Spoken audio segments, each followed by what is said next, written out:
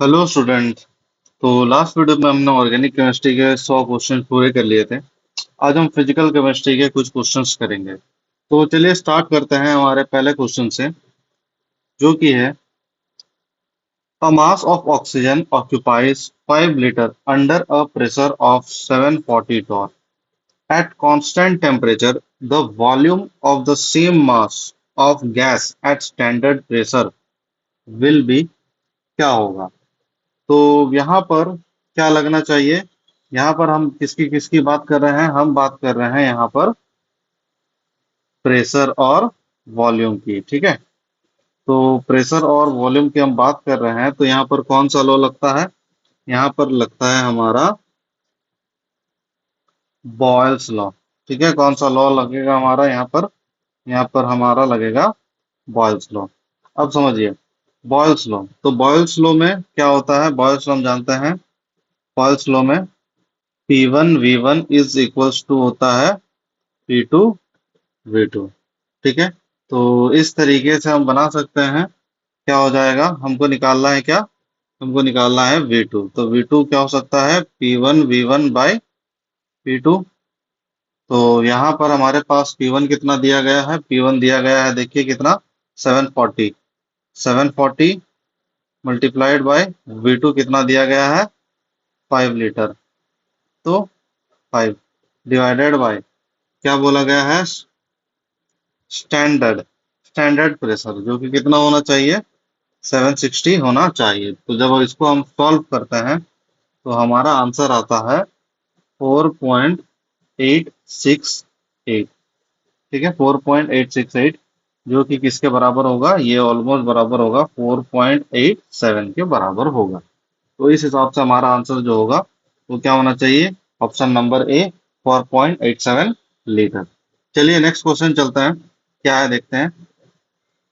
The kinetic theory of gas assume that the volume occupied by the gas molecule themselves is। तो देख लीजिए क्या होना चाहिए इसका आंसर। तो ये समझिए, negligence compare to total volume, significant compare to total volume, equal to total volume, zero. तो इसका आंसर होना चाहिए 1। Negligible compare to total volume हमारा ये होना चाहिए। ठीक है, चलिए नेक्स्ट क्वेश्चन देखते हैं। According to kinetic theory of gas, ठीक है, क्या लिखा है, the average kinetic energy of a gas is directly proportional to. तो ये किसके बराबर होना चाहिए, किसके डायरेक्टली प्रोपोर्शनल होना चाहिए, प्रेशर, वॉल्यूम, एब्सोल्यूट टेम्परेचर या फिर नंबर ऑफ मोल्स। तो इसका आंसर होना चाहिए हमारा option number C, absolute temperature. चलिए नेक्स्ट क्वेश्चन की ओर चलते हैं। Question number 4, at constant temperature pressure of gas is inversely proportional to its volume. Pressure जो है वो इनवर्सली प्रोपोर्शनल है वॉल्यूम के। ये तो अभी हम देख चुके हैं, कहाँ पर देखे हैं, ये हम देखे हैं बॉयल्स लॉ पर। चलिए नेक्स्ट क्वेश्चन देखते हैं। The root mean square velocity of a gas molecule is given by. ठीक है, तो हमें देखना है root mean square velocity of a gas. तो ये क्या होता है, √3 RT/m। तो हाँ, ये भी फॉर्मूला है। √3 PV/m, ये भी है। √KBT/m, ये भी है। इट मीन्स हमारा क्या है, ऑल ऑफ द अबव हमारा ये आंसर होगा। ऑप्शन नंबर डी हमारा करेक्ट ऑप्शन होगा। चलिए नेक्स्ट क्वेश्चन देखते हैं। The deviation of real gas from ideal behaviour is maximum at. ठीक है, तो डेविएशन देखना है हमें, real gas from ideal behaviour. तो ये कब होता है, high temperature and low pressure, low temperature high pressure, high temperature and low pressure, या फिर low temperature and low pressure. ठीक है, तो क्या होना चाहिए इसका आंसर, तो इसका आंसर आना चाहिए हमारा ऑप्शन नंबर बी, जो कि है हमारा लो टेम्परेचर एंड हाई प्रेशर। ठीक है, चलिए नेक्स्ट क्वेश्चन देखते हैं क्या है। The compressibility factor Z for an ideal gas. तो ये कंप्रेसिबिलिटी फैक्टर Z जो है वो क्या होना चाहिए, 0, 1, ग्रेटर देन 1 या फिर स्मॉलर देन 1। तो हमारा आंसर क्या होना चाहिए? आंसर होना चाहिए option number B equals to 1।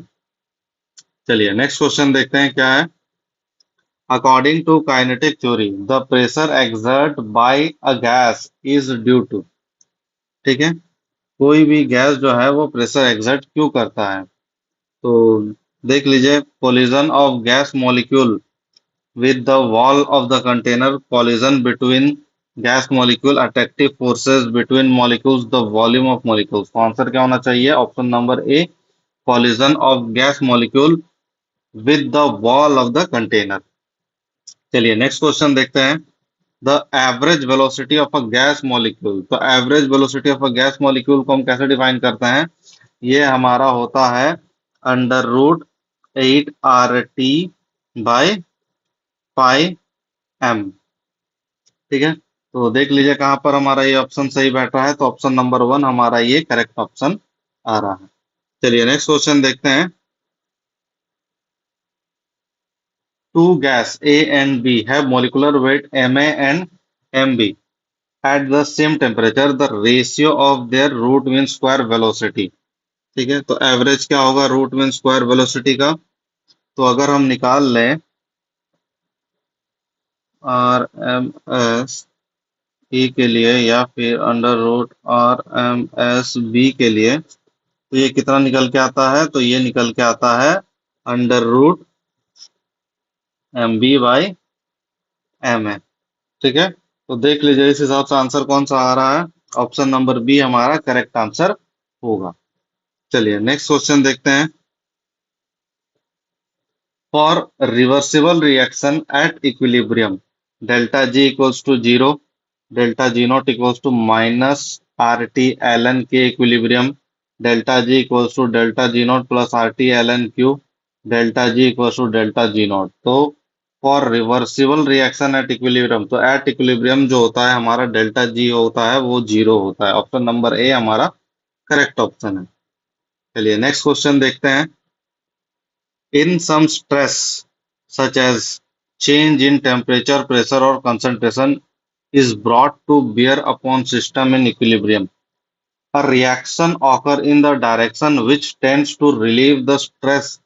This is called chemical equilibrium, third law of thermodynamics, Le Chatelier principle, या फिर सेकंड लॉ ऑफ थर्मोडायनेमिक्स। तो ये क्या होता है हमारा? तो जब भी हम क्या करते हैं इक्विलिब्रियम में छेड़छाड़ करते हैं चेंज इन टेम्परेचर, प्रेशर या फिर कंसंट्रेशन से, तो वो अपने आप को दूसरे इक्विलिब्रियम में सेटअप कर लेता है। तो इसको हम क्या कहते हैं? ये कौन सा प्रिंसिपल? ये होता है हमारा ली चैटिलियर प्रिंसिपल को ये फॉलो करता है। ठीक है, चलिए नेक्स्ट क्वेश्चन देखते हैं। The equilibrium constant Kp and Kc are related by the equation. तो Kp और Kc कैसे रिलेट होता है? तो Kp का फॉर्मूला क्या होता है? Kp equals to Kc RT power delta N, ये होता है। तो ऑप्शन नंबर कौन सा सही है हमारा? ऑप्शन नंबर ए हमारा सही है। चलिए नेक्स्ट क्वेश्चन देखते हैं। द नहीं, for the reaction N2 plus 3H2 2NH3 an increase in pressure will be. ठीक है, अगर हम प्रेशर को इंक्रीज करेंगे, ठीक है, तो प्रेशर को इंक्रीज करेंगे तो क्या होगा?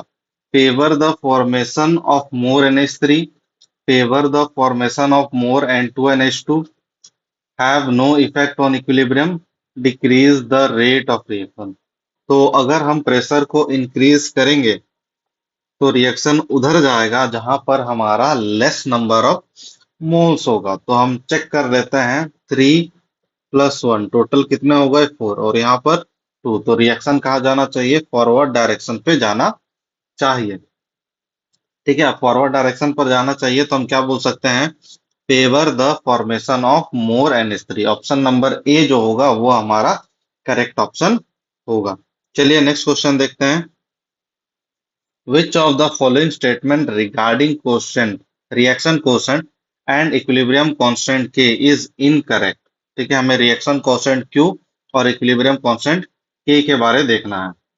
ठीक है, तो if Q is equals to K, the reaction is at equilibrium। ठीक है, तो क्या यह सही है? तो हाँ, ये क्या है? सही है। ठीक है, चलिए। If Q greater than K, the reaction proceed in backward direction. हाँ, ये भी सही है। If Q smaller than K, the reaction proceed in forward direction. ये भी सही है। If Q equals to zero, the reaction is at equilibrium. ना, ये हमारा गलत ऑप्शन है। इट मीन्स हमारा जो इनकरेक्ट टर्म है वो कौन सा है? ऑप्शन नंबर डी जो है, Q equals to zero, the reaction is at equilibrium, ये हमारा करेक्ट ऑप्शन होगा। चलिए नेक्स्ट क्वेश्चन देखते हैं। The law of mass action was proposed by। The law of mass action किसने कहा था? तो ये कहा था हमारा गुल्डबर्ग एंड वर्गे ने। ठीक है, चलिए नेक्स्ट क्वेश्चन देखते हैं। For the reaction H2 plus I2 gives 2HI, the value of Kp is. ठीक है, तो हमें क्या बोला गया है? हमें Kp निकालने बोला गया है। तो सबसे पहले हम फॉर्मूला जानते हैं। Kp का फॉर्मूला क्या होता है? Kp equals to Kc RT power delta NG। ठीक है, डेल्टा एन। तो चलिए पहले हम यहाँ पर डेल्टा एन निकाल लेते हैं। कितना आ रहा है? ये हमारा है, आगे कितने मॉलिक्यूल्स हैं? 2, and final initial and final molecules. तो दोनों मोल्स टू 2 हैं, तो जीरो आ गया। मतलब डेल्टा एनजी जो हमारा है वो कितना है? जीरो है। अब डेल्टा एनजी जीरो है तो हमारा क्या आएगा? हमारा आएगा Kp is equals to Kc RT power zero. ठीक है, तो RT पावर जीरो, तो क्या होना चाहिए हमारा? Kp is equals to Kc। तो कौन सा आंसर सही होना चाहिए? ऑप्शन नंबर ए जो है वो हमारा करेक्ट होना चाहिए। Kc Kp is equals to Kc। चलिए नेक्स्ट क्वेश्चन देखते हैं। The addition of catalyst to the reaction at equilibrium. ठीक है, अगर हम कैटलिस्ट मिलाते हैं इक्विलिब्रियम में तो क्या होता है? The equilibrium shift to the right. ना, ये गलत है। Shift to the equilibrium to the left, ये भी गलत है। Has no effect on equilibrium position, ये हमारा करेक्ट ऑप्शन होना चाहिए। तो जब भी हम कैटलिस्ट मिलाते हैं तो इक्विलिब्रियम में कोई भी इफेक्ट नहीं होता है, उसके पोजीशन कहीं पे भी चेंज नहीं होता है। चलिए नेक्स्ट देखते हैं। The equilibrium constant for the reaction A plus B gives C plus D is 10। The equilibrium constant for the reverse reaction is. ठीक है, तो इसका आंसर क्या होना चाहिए? अगर पूछा गया है A प्लस बी जो है वो हमारा C प्लस डी। ठीक है, तो ये कितना दिया गया है? इक्विलिब्रियम कांस्टेंट 10 दिया गया है। ठीक है, तो अगर हमको इसका रिवर्स निकालना है, C plus D A plus B, तो के रिवर्स क्या हो जाता है? ये होता है 1/10। तो 1/10 हमारा कहां पर दिख रहा है? ऑप्शन नंबर बी जो है वो हमारा करेक्ट ऑप्शन होगा, 0.1। ठीक है, चलिए नेक्स्ट क्वेश्चन देखते हैं। For an exothermic reaction the increase in temperature. ठीक है, अगर एक्सोथर्मिक में अगर हम टेम्परेचर को इंक्रीज करेंगे तो इंक्रीज इन इक्विलिब्रियम कांस्टेंट नहीं, इक्विलिब्रियम कांस्टेंट जो है वो इंक्रीज नहीं करता है एक्सोथर्मिक रिएक्शन में टेम्परेचर इंक्रीज करने पर। ठीक है, वो जनरली क्या करता है? इक्विलिब्रियम जो है वो हमारा डिक्रीज हो जाता है। इक्विलिब्रियम कांस्टेंट जो है टेम्परेचर बढ़ाने पर क्या होता है? डिक्रीज हो जाता है। ऑप्शन नंबर बी जो है हमारा ये करेक्ट ऑप्शन होगा। चलिए, the relative lowering of vapour pressure for a solution is equal to. ठीक है, हमें क्या निकालना है? हमें निकालना है RLVP। ठीक है, relative lowering in vapour pressure. तो relative lowering in vapour pressure निकालना है। चलिए, क्या बोला गया है? Mole fraction of solute, mole fraction of solvent, molarity of the solution, या फिर मोलैलिटी ऑफ द सॉल्यूशन। ठीक है, तो relative lowering in vapour pressure देख लीजिए क्या होता है। P not minus P divided by P not is equals to mole fraction of solute. तो कौन सा ऑप्शन सही होना चाहिए हमारा? ऑप्शन नंबर ए जो है मोल फ्रैक्शन ऑफ सॉल्यूट हमारा सही होना चाहिए। चलिए नेक्स्ट क्वेश्चन देखते हैं। The elevation of boiling point, ठीक है, delta TB is given by. तो एलिवेशन इन बॉइलिंग पॉइंट क्या होता है? Delta TB is equals to K B into M होता है। ठीक है, तो ऑप्शन नंबर कौन सा करेक्ट होगा हमारा? Option number A, delta TB equals to K B into M, ये हमारा करेक्ट ऑप्शन है। चलिए नेक्स्ट क्वेश्चन देखते हैं। The depression in freezing point delta T F is given by. तो डेल्टा टी एफ क्या होता है? Delta T F is equals to K F into M होता है। तो ऑप्शन नंबर कौन सा करेक्ट हो जाएगा? ऑप्शन नंबर ए हमारा delta T F equals to K F into M हमारा करेक्ट ऑप्शन होगा। चलिए नेक्स्ट क्वेश्चन देखते हैं। ऑस्मोटिक प्रेशर, ठीक है, ऑस्मोटिक प्रेशर। तो ऑस्मोटिक प्रेशर क्या होता है हमारा? पाई। तो पाई इक्वल्स टू क्या होता है? C R T. ठीक है, अब सी को हम क्या बोलते हैं? सी को हम कंसंट्रेशन मानते हैं। तो ऑप्शन नंबर ए जो है वो हमारा करेक्ट है। अब सी के जगह कंसंट्रेशन है तो इसको हम क्या लिख सकते हैं? सी के जगह हम इसको मोल्स बाय वॉल्यूम भी लिख सकते हैं। ठीक है, और इसको हम मोल्स बाय वॉल्यूम को क्या लिख सकते हैं? Given weight divided by molecular weight into volume into RT. ठीक है, तो हमारा option number A, option number B, option number C तीनों करेक्ट है। तो आंसर क्या होना चाहिए हमारा? All of the above, option number D हमारा करेक्ट ऑप्शन होना चाहिए। चलिए नेक्स्ट क्वेश्चन देखते हैं। The van't Hoff factor for a non electrolyte. तो नॉन इलेक्ट्रोलाइट के लिए याद रखिएगा वेंट ऑफ फैक्टर कितना होता है? ये हमारा वेंट ऑफ फैक्टर 1 होता है। ऑप्शन नंबर ए जो है वो हमारा करेक्ट ऑप्शन होगा। ठीक है, तो आज की क्लास में इतना ही। नेक्स्ट वीडियो पे आगे के क्वेश्चंस करेंगे। चलिए, थैंक यू।